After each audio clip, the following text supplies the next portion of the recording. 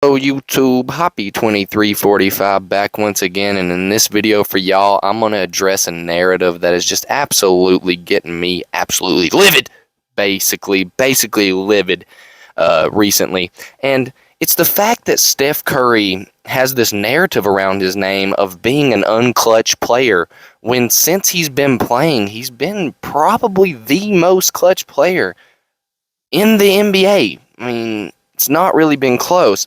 I mean, y'all are talking every time y'all say that Curry isn't clutch, you were talking about one game in his first NBA finals he ever played in. He's played good in every other finals. He hasn't played bad. And the reason why I'm looking at Kobe Bryant isn't to say Kobe wasn't clutch or Kobe isn't clutch, but I'm going to use Kobe's playoff stats compared to Steph's a little bit in this video just to give you a baseline for Curry's playoff stats, which are the biggest games of the year. I had a guy on this YouTube comment, he said, Curry is known for coming up short in the biggest moments. If he comes up short in the biggest moments, how is he always constantly going on to the next big moment? The only reason that y'all think Curry is known for not coming up clutch is because he's always in clutch situations, because he doesn't lose. I mean, put it like this. Steph Curry is in a clutch situation in Game 7 against the Nuggets. He wins that. He gets credit for it. And then the next series he loses, y'all want to say he ain't clutch. Well, if he wasn't clutch, he would have lost to the Nuggets in the first place. I've rambled too much to start this video, but first off, I want to address the reason why I think this narrative is around Steph Curry. And the reason I think that the narrative around Steph Curry is that he isn't the most clutch player of all time is because when you think of a clutch player, you think of a give this guy the ball. It don't matter how much the defense is hounding him. He's going to get you a bucket. And I'm here to tell y'all, just because Steph Curry doesn't go out there and shoot four shots with four people contesting him, that doesn't mean he's not clutch. That means he looks for his opportunity and he plays in a smart way. That's actually good for his team. Him not going out there and forcefully being like, I have to take the last shot. Look at Michael Jordan. He wasn't scared to pass up to Steve Kerr. He wasn't scared of passing to anyone. Anytime I get one of those questions that's so popular these days, who would you take in a last-second opportunity to take a game-winning shot? I always pick Steph Curry because Steph Curry is the greatest shooter of all time. And you can sit here and say, oh, but LeBron's hit more game-winning three-point shots than Steph Curry. That doesn't matter. A game-winning three-point shot is just a three-point shot, okay? It's not any different than any other three-point shot. You can extrapolate data, and it will show you that the best late-game shooters are the same people that shoot the best during non-late game situations. It's just you shoot the shot at the end. You think Steph Curry's really out there sweating saying, oh no, I don't want to shoot the last shot? Nah, he's shooting the last shot at the end, and just like every other shot he shot throughout the game, it's either going to go in or go out. If he makes the last shot, he's not any more clutch than if he had missed it. It just so happens that that particular shot did not fall, right? So if Steph Curry goes out there and hits 10 straight shots and his team's down by 20, and then he misses the 11th three he shot, now he missed that 11th three just because it was the last shot and the pressure was on him? No, you can't make every shot. I mean, and Curry's only shot probably, 12 game winners in his career? I would venture to guess that Curry has shot under 14 game winners in his career, and I would also venture to say that it's even less game winners from the three-point line.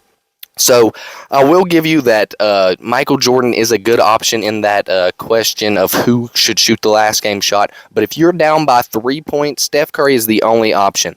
And now I'm going to just scroll down here and look at some stats. So Kobe Bryant and Steph Curry, we're not worried about all this. We're worried about the playoffs, the biggest games, because that comment that I'm addressing here said Steph Curry is historically known for showing up short in the biggest moments. So I am going to take Kobe to shoot the last shot instead of him. Let's just look. The biggest moments, the playoff games. Stats for the playoffs. Curry averages more points in the playoffs than Kobe. And you could sit here and say, oh, that's because Kobe has already played in his bad years and Curry hasn't. No, Kobe didn't really make the playoffs in his bad years. If you'll remember, he was missing the playoffs. So, no, not really. That's not a fact. Rebounds per game, Curry has more. Assists per game, Steph Curry has more. Averages per game. Steals more. These are totals. That doesn't tell you efficiency or anything like that. Field goal percentage. This one actually surprised me. Curry shoots a higher field goal percentage in the playoffs despite Kobe Bryant shooting less three-point shots. So you know his true shooting is definitely a lot higher. Three-point field goal percentage. Obviously, Curry is higher than Curry. But not only that, he's at 39.397%. That's almost 40% shooting from the three. And if you minimize this down to the finals, it is just as impressive. Best playoffs, Kobe does have him beat in the best, but Curry has him beaten the best on assist. The best doesn't really matter. All this point of this video isn't to say that Curry is more clutch than Kobe Bryant. The point of this video is actually just to say that that guy was wrong in saying that Curry is not also clutch. It's not a sin to think Kobe is more clutch than Curry. He very well might be. But you shouldn't just go out there saying, oh, Curry is historically known for not coming up clutch, because he averages 27. He averages more points, more rebounds, more assists on better shooting from every part of the court than the person that y'all think is the most clutch player of all time. And yet Curry somehow has 4 rings, but he ain't good in big moments. The logic there just doesn't really shine through for me. And another narrative that is really, really raw and wrong about Curry, and after this I'm going to do one more point and end up this video, but a narrative that is very wrong about Curry is that he didn't have a good finals until 22. The way people talk is like Curry has never played good in the finals until he won finals MVP. No, even in his first finals, Curry played good. He averaged over 24 points a game, I think 25. Then in the second finals when they lost, I will give you he could have played better. But then in his third finals, he played amazing. Fourth finals, played amazing. And fifth finals, played amazing.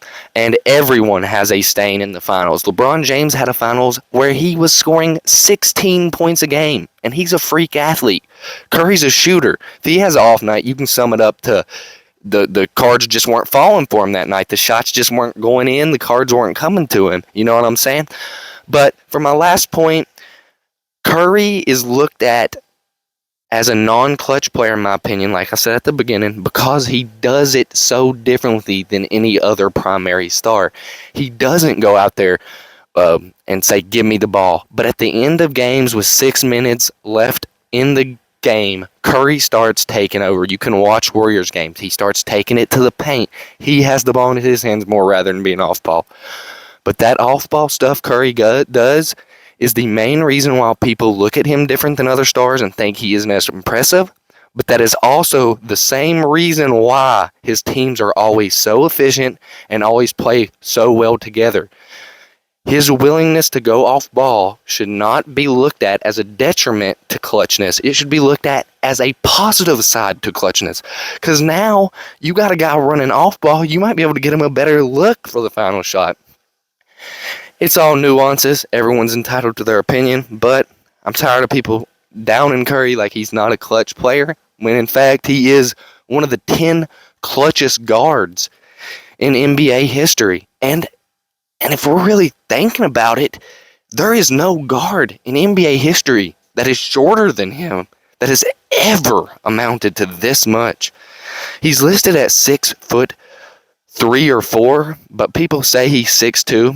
So, I mean, if you want to say he's 6'4", you could say Dwayne Wade or Isaiah Thomas are close, but that's 3 people at his height, 2 other people that are arguably as clutch as him. So, let's just say, let's put it like this, Curry is clutch. If you're not picking him to take the final shot of a game, then why are you saying he's the best shooter ever? If he's the best shooter ever, pick him. I mean, the question literally says, a last-second shot. I've already explained to y'all, a last-second shot isn't no different than a regular shot. It's just you shoot it, and it goes in or out. Thank you for watching this video, boys and girls. I might start getting back into betting videos. If y'all are interested in that, hit that like button down below and comment and let me know you're interested. If you like this video, comment and let me know you liked it. Y'all have a great one. Hop 2345 out.